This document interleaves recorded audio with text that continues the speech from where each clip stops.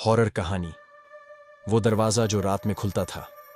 उस गांव का नाम था सोनपुर। दिन में शांत और रात में बेहद डरावना। लोग कहते थे कि उस गांव में एक दरवाजा है जो सिर्फ रात 12:07 पर खुलता है, और जो भी उस दरवाजे के पीछे गया वो कभी पूरा वापस नहीं लौटा।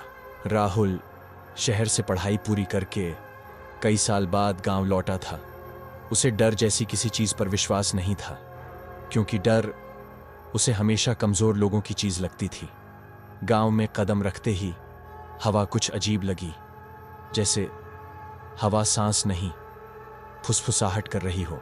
उसकी दादी ने उसे देखते ही कहा, उस हवेली के पास मत जाना। राहुल हंसा और बोला, दादी, आज भी वही कहानियां। दादी की आंखें भर आईं। उन्होंने बस इतना कहा, कहानियां नहीं बेटा, कीमत है।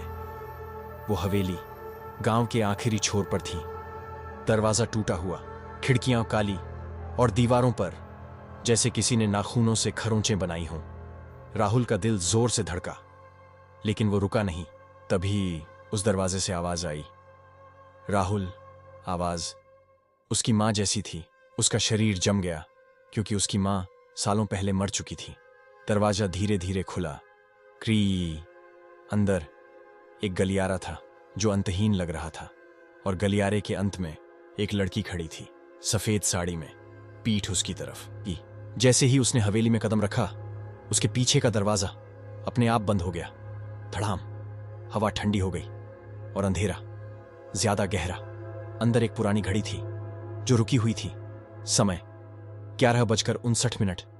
अचानक घड़ी चलने लगी, टक टक टक, और रुकी 12:07 पर। राहुल ने कांपती आवाज में पूछा, कौन हो तुम?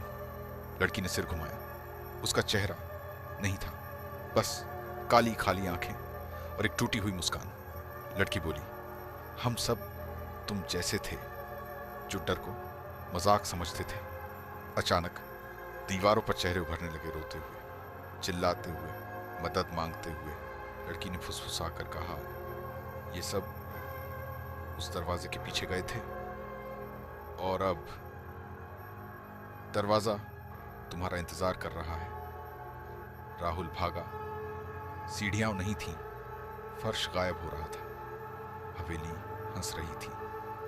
हाँ, हाँ, हाँ। उसने आखिरी बार पीछे देखा।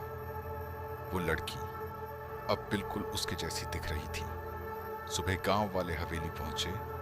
अंदर कोई नहीं था, सिर्फ एक नई तस्वीर दीवार पर राहुल की, और नीचे लिखा था, अगला तुम। डर कहानियों में नहीं होता, डर चेतावनियों को नजरअंदाज करने में होता है।